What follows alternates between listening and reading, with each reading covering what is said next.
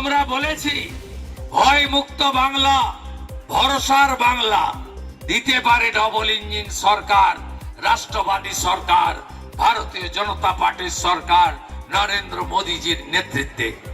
তাই আমরা আজকে যদি কোনো পরিবার বার্ধক্য ভাতা অথবা বিধবা ভাতা অথবা দিব্যাঙ্গ ভাতা অথবা অন্য কোনো সামাজিক প্রকল্প পেয়ে থাকেন, অথবা পিএম কিষাণ সম্মান নিধি, অথবা মায়েদের ১৫০০ টাকা, অথবা বেকার যুবকের ১৫০০ টাকা, সব মিলিয়ে যদি আপনি ৬০০০ টাকা এই মুহূর্তে পান, আগামী ১লা জুন বিজেপি সরকার আসার পরে আপনি ১২,০০০ টাকা পাবেন। আমরা সংকল্প পত্রে মহিলাদের বলেছি আপনাদের যেমন সুরক্ষা দেব, দুর্গা স্কোয়াড তৈরি করব, মেয়েরা রাত্রে বেরোবেন না, এটা আমার কথা নয়, মমতা ব্যানার্জির কথা।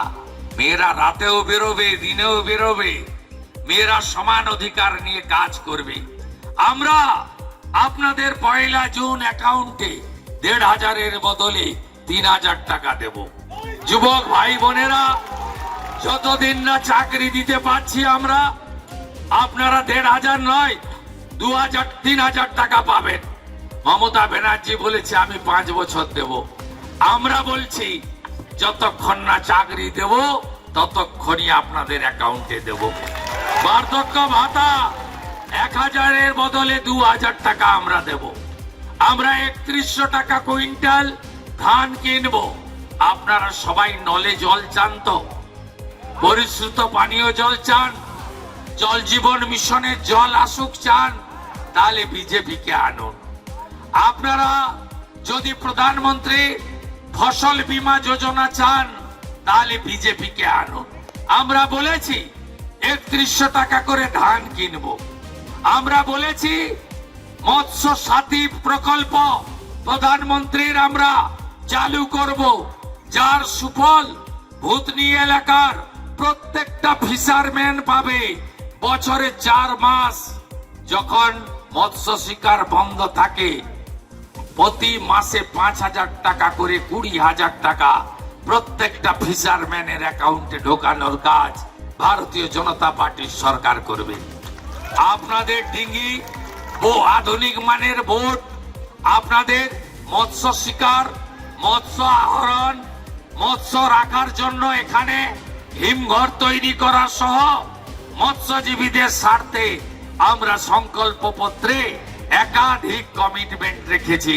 আপনারা জানেন ৬০০০ টাকা পিএম কিষাণ সম্মান নিধি পান, ৯,০০০ টাকা পাবেন জুন মাস থেকে। ভারতীয় জনতা পার্টির অঙ্গীকার। ৬ লক্ষ ভ্যাকেন্সি ফাঁকা আছে ঘুষ মুক্ত মেধার ভিত্তিতে।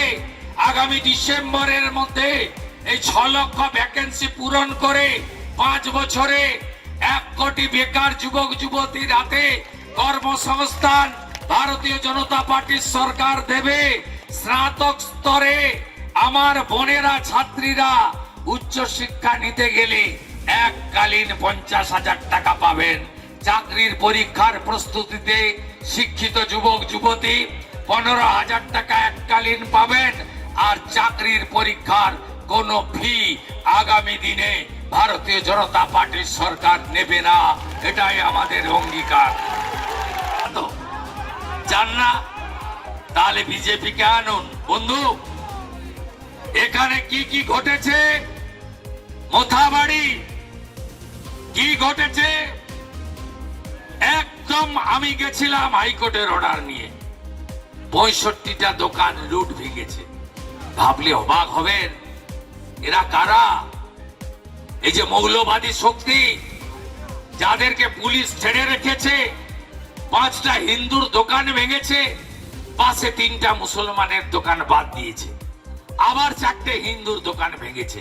এরা কারা? খুব কাছে ধুলিয়ান শামসেরগঞ্জ বেদবনা সহ 10টা হিন্দু বাড়িতে এমন ভাবে লুট অগ্নিসংযোগ করেছে, নুন রাখার বাটি পর্যন্ত রাখেনি। আমি গেছি সব গ্রামে, রিলিফ করেছি। বন্ধু, সনাতনীরা ভাগ হলে বিপদ হবে আপনাদের। হরগোবিন্দ দাস, চন্দন দাসকে পশু কাটার ছুরি দিয়ে কেটেছে, তারা কিন্তু বিজেপি ছিল না, তারা সিপিএম পরিবারের লোক ছিল। আমি তাদের বাড়িতে গেছি, বাড়ির লোককে জিজ্ঞেস করেছি আপনাদের খুন করলেন কেন, আপনারা তো বিজেপি করেন না, বিশ্ব হিন্দু পরিষদ করেন না। বললো বন্ধু আমাদের খুন করে দিয়ে গেছে বাড়ির লোককে, আমরা হিন্দু বলে মূর্তি বানাই বলে। এই অত্যাচারের হাত থেকে বাংলাকে বাঁচাতে হবে। কোন ভারতীয় মুসলমানের সঙ্গে আমাদের ঝগড়া নেই।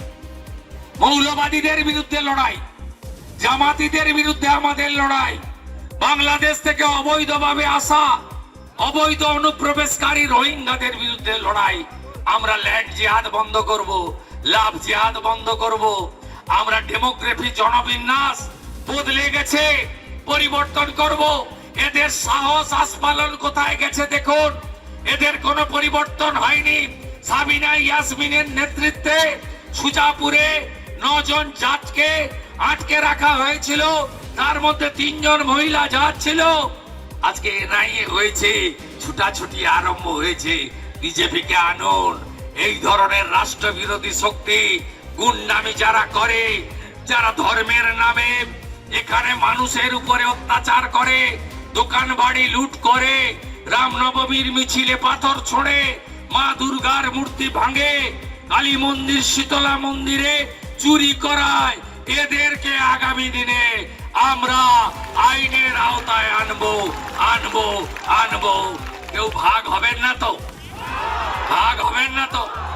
আমি আশিস মন্ডল সহ কিষাণ জাতিকে বলে যাই, 16 সালে আমি মমতা ব্যানার্জির সঙ্গে এখানে এসেছিলাম। আমি ছিলাম পাশে, সেদিনও হেলিকপ্টার করে এসেছিলাম।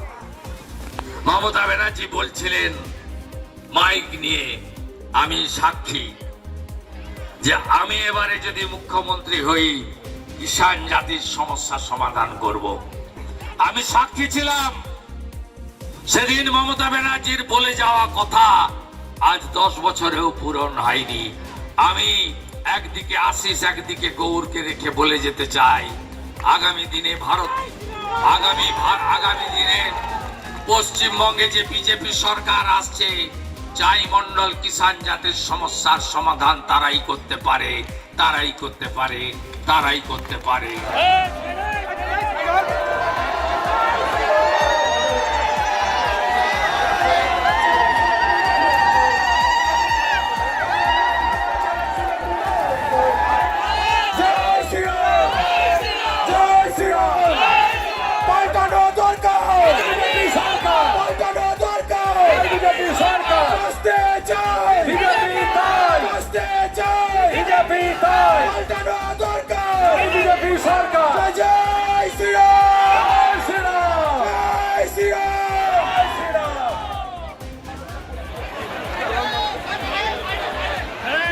দ্রোণাচার্য বাবু, আপনি জয় জয় শ্রীরাম, জয় শ্রীরাম, জয় জয় শ্রীরাম।